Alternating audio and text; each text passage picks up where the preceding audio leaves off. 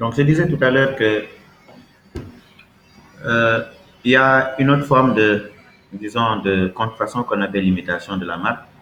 Et là, pour pouvoir, l'imitation, c'est quoi? C'est le fait pour un titulaire, par exemple, d'utiliser Adidas.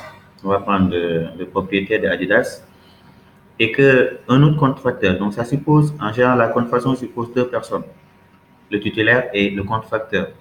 Donc, le titulaire va utiliser sa propre marque, par exemple Adidas, et que le contrefacteur, lui, utilise Abidas. Vous voyez donc, c'est des marques qui sont similaires. Et là, pour pouvoir un peu savoir s'il y a un risque de confusion, parce que le titulaire va attaquer le contrefacteur devant le juge. Mais il faudrait qu'il apporte la preuve que, ah, monsieur le juge, si je l'ai attaqué, c'est parce que j'estime il peut y avoir un risque de confusion dans l'esprit du consommateur. Parce que le consommateur peut aller sur disons, dans le marché, il pense avoir acheté mon produit alors qu'il a acheté un faux produit. Et là, c'est pas bon pour mes affaires. Je n'aurai pas de bénéfice. Parce que les consommateurs vont acheter les produits du contrefacteur à mon détriment. C'est la raison pour laquelle le titulaire va apporter la preuve du risque de confusion.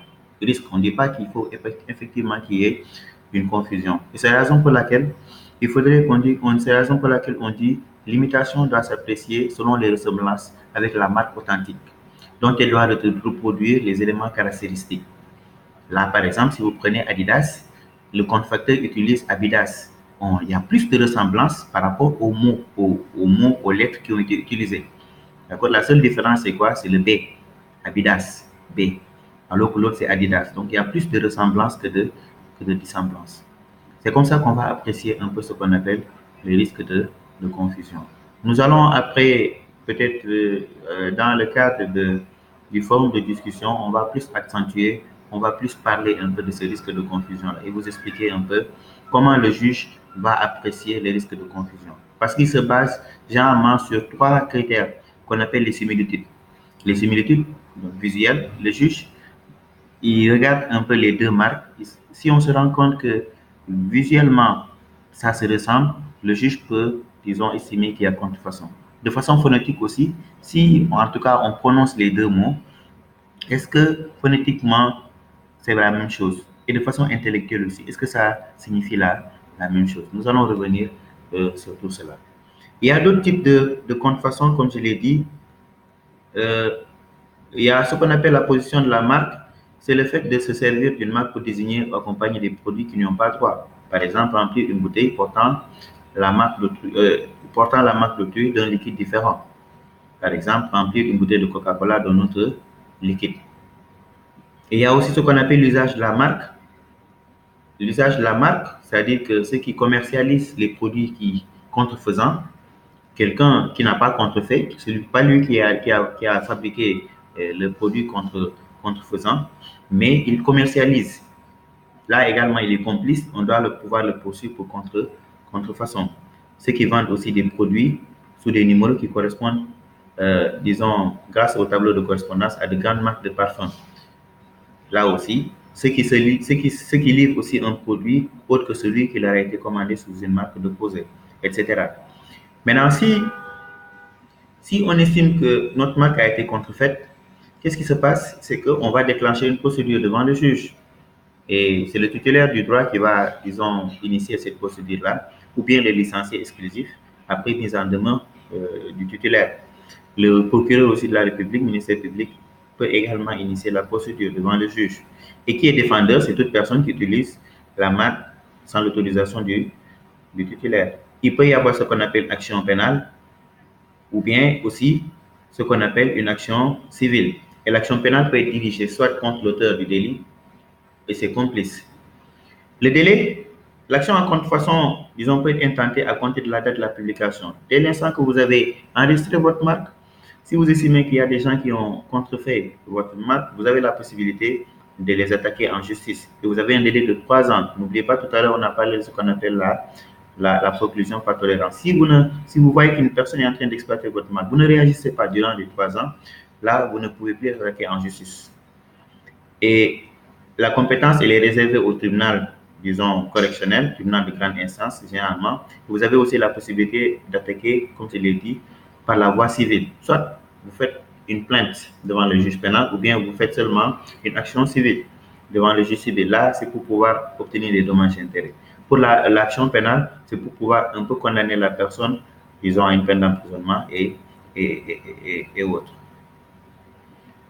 Là, maintenant, au moment du procès, vous avez la possibilité, disons, de prouver l'existence de la contrefaçon. Et là, on vous donne la possibilité, en tant que titulaire, ce qui est rare, on vous aide à pouvoir apporter les preuves de l'existence d'une contrefaçon par le biais de ce qu'on appelle la saisie contrefaçon. C'est un moyen de preuve qui est spécial. C'est quoi la saisie contrefaçon? C'est le fait pour un titulaire d'aller voir d'abord à l'avance un juge et lui dire: ah, monsieur le juge, je suis en train de voir un peu des produits contrefaisants qui sont en train de contrefaire ma marque, et je voudrais en quelque sorte que vous me donniez la possibilité de saisir au moins des échantillons donc, de ce produit-là dans le marché.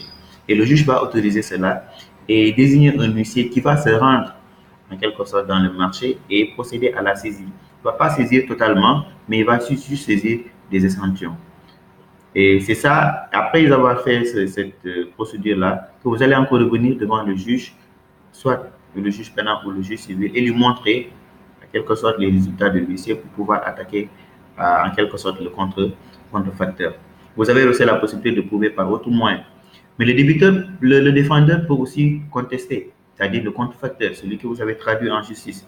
Il peut soit estimer que vous n'avez plus de marque, parce que vous n'avez pas en quelque sorte renouvelé votre marque. Il faut rappeler que la marque, disons, le délai, disons, de protection, il est illimité. Mais vous devez, disons, en quelque sorte renouveler tous les 10 ans. Si vous ne le faites pas, vous n'avez plus la possibilité d'attaquer. Le défendeur peut aussi invoquer la preclusion par tolérance ou bien même la nullité de la marque, estimer que vous n'avez pas respecté les conditions de fond et de forme. Il peut contester, disons, par tout moyen, en quelque sorte, l'existence de la contrefaçon. Maintenant, le juge a la possibilité de prendre différentes mesures, soit des mesures provisoires. En attendant que le procès finisse, il peut interdire en quelque sorte,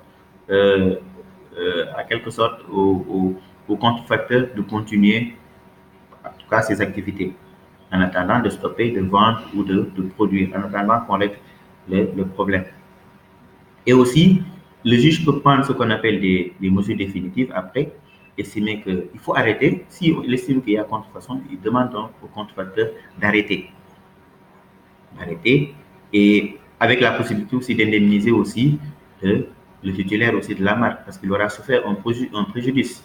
Si aujourd'hui le contrefacteur le concurrencie, c'est parce que peut-être il y a des gens qui ont acheté beaucoup plus chez le contrefacteur que chez le titulaire, le véritable titulaire de la marque. C'est la raison pour laquelle il faut le dédommager. Et aussi, le juge peut prononcer des sanctions pénales, notamment, ils ont des peines d'emprisonnement allant de 3 mois à 2 ans, et aussi à une amende de 1 million à 600 000. Il peut ordonner la confiscation, d'autres mesures qu'on appelle la confiscation des produits, remettre même les produits aussi aux propriétaires, les produits contrefaisants aux propriétaires. On peut même, le juge peut même prendre une décision d'affichage du jugement, la publication de ce jugement-là dans les journaux. En quelque sorte, on vous humilie. On peut aussi vous priver de votre droit de participer aux élections, etc., etc. C'est ce qu'il fallait dire un peu concernant la marque. Je vous remercie de votre attention.